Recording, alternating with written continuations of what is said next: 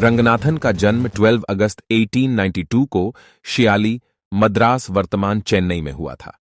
रंगनाथ की शिक्षा शियाली के Hindu high school, Madras Christian college में, जहां उन्होंने 1913 और 1916 में गणित में BA और MA की उपाधि प्राप्त की, और टीचर्स कॉलेज, सईदापेट में हुई। 1917 में वे गवर्नमेंट कॉलेज, मंगलोर में नियुक्त किए गए। बाद में उन्होंने 1920 में गवर्नमेंट कॉलेज, कोयम्बटूर और 1921-23 के दौरान प्रेसिडेंसी कॉलेज, मद्रास विश्वविद्यालय में अध्यापन कार्य किया।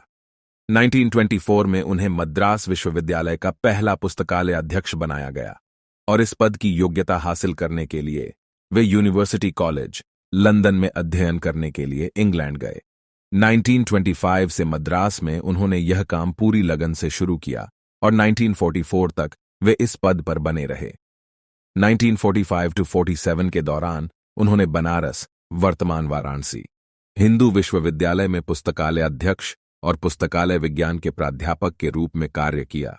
व 1947-54 के दौरान उन्होंने दिल्ली विश्वविद्यालय में पढ़ाया।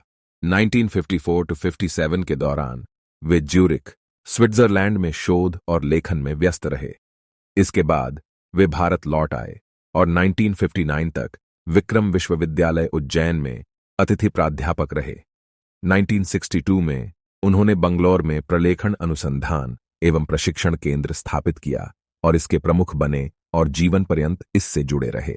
1965 में भारत सरकार ने उन्हें पुस्तकालय विज्ञान में राष्ट्रीय शोध प्राध्यापक की उपाधि से सम्मानित किया। योगदान और निर्णायक कथन। इनकी 5 लॉज ऑन लाइब्रेरी साइंस 1931 को पुस्तकालय सेवा के आदर्श और निर्णायक कथन के रूप में व्यापक रूप से स्वीकृत किया गया है। इसके अतिरिक्त classified catalogue code 1934, prolegomena to library classification 1937, theory ONF library catalogue 1938, elements ONF library classification 1945, classification and international documentation 1948, classification and communication 1951 और हेडिंग्स एंड काइनेंस 1955 प्रमुख हैं। पुस्तकालय सेवा में आदर्श भूमिका। सन 1924 के पूर्व भारत में ग्रंथालय व्यवसाय, लिपिक कार्य, बाबूगिरी और घरों में ग्रंथों तथा ग्रंथ जैसी वस्तुओं को रखने का धंधा मात्र ही समझा जाता था। यह सन 1924 का समय था जब भारत के ग्रंथालयी दृश्य पर डॉ. रंगनाथन का आगमन हुआ। वे प्रथम विश्वविद्यालयीय पुस्तकालय अध्यक्ष थे जो मद्रास विश्वविद्यालय में नियुक्त किए गए। वे अपने जीवन के प्रथम 25 वर्षों के दौरान अपने को एकल अनुसंधान में तल्लीन करके तथा शेष 25 वर्षों में दलानुसंधान का संगठन करके भारत में ग्रंथालयी दृश्य को पहले परिवर्तित किया। अपने पुस्तकालयी व्यवसाय के 48 वर्षों के दौरान उन्होंने भारत में ग्रंथालय व्यवसाय की उन्नति के लिए एक महान भूमिका निभाई। भारत के प्रथम राष्ट्रपति डॉ.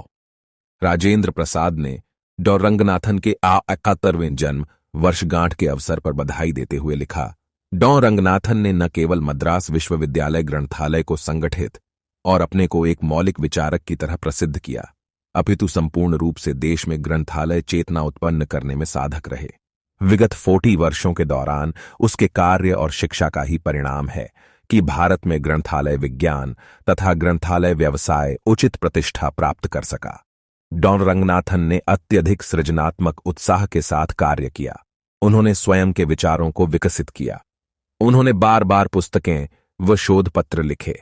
उन्होंने जन ग्रंथालय विधेयकों का मसौदा प्रारूप तैयार किया और राष्ट्रीय तथा अंतर्राष्ट्रीय क्रियाकलापों को प्रोत्साहित किया तथा सहयोग दिया। निम्नलिखित विभिन्न व्यक्तिगत विशेषताएं हैं जिससे डॉ. रंगनाथन ने भारत में पुस्तकालय व्यवसाय को प्रोत्साहित किया, जैसे प्रजनक लेखक, वर्गीकरणाचार्य और वर्गीकरणकर्ता, सूचीकरणकर्ता, संगठनकर्ता, अध्यापक, शिक्षक, गुरु, दाता, सभापति, अध्यक्ष, सलाहकार, सदस्य, प्रलेखनाज्ञाता इत्यादि। प्रजनक लेखक भारतीय ग्रंथालय विज्ञान के छात्र डॉ. रंगनाथन के संपर्क में सर्वप्रथम उसकी पुस्तकों तथा शोध पत्रों द्वारा आते हैं। ग्रंथालय विज्ञान की कोई भी ऐसी शाखा नहीं रही जिस पर उन्होंने नहीं लिखा। 31, 39 उन्होंने 50 से अधिक ग्रंथों तथा लगभग 2000 शोध लेख, सूचना लेख, टिप्पणियां लिखी हैं। डॉ.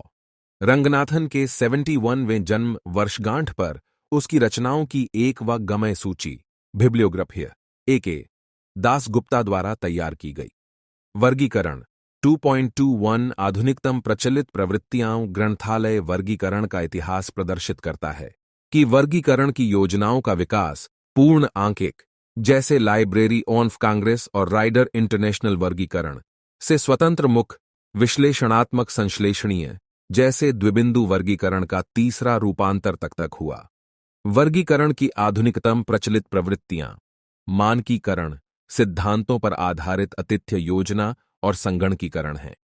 मानकीकरण पिछले कुछ वर्षों के दौरान वर्गीकरण की एकरूपता अर्थात अंतर्राष्ट्रीय वर्गीकरण योजना की तरफ प्रयत्न किए जा रहे हैं।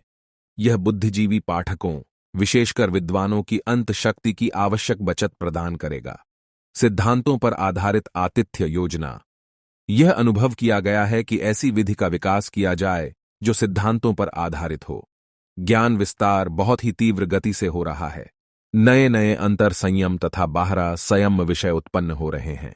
इस विस्तार से प्रभावपूर्वक तथा उत्पादक रूप से निपटने के लिए एक वर्गीकरण योजना ऐसी होनी चाहिए जो अपनी मूल संरचना को बिना बदले नए विचारों को एक सराहनीय स्तर तक सुविधापूर्वक समायोजित कर सके।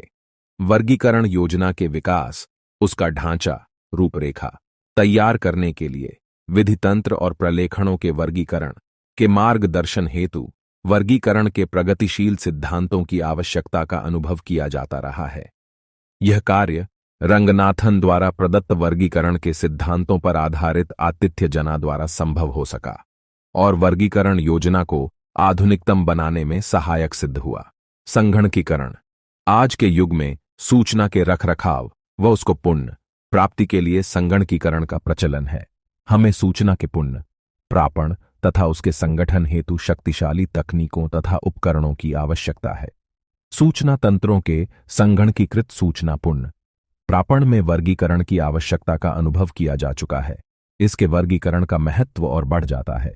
सामान्य बनाम विशेष वर्गीकरण एक दूसरी प्रवृत्ति सामान्य बनाम विशेष वर्गीकरण की है, क्योंकि सब प्रकार के ग्रंथालयों, सूचना केंद्रों, प्रलेखन केंद्रों से यह अपेक्षा की जाती है कि उसके पास सभी प्रकार सामान्य रुचि विशिष्ट तथा विषय रुचि के प्रलेखों का संग्रह होगा, परंतु विशेष महत्व ने उन प्रलेखों जिनसे कि वे संबंधित हैं उनका अति सूक्ष्म स्तर पर वर्गीकरण आवश्यक होता है।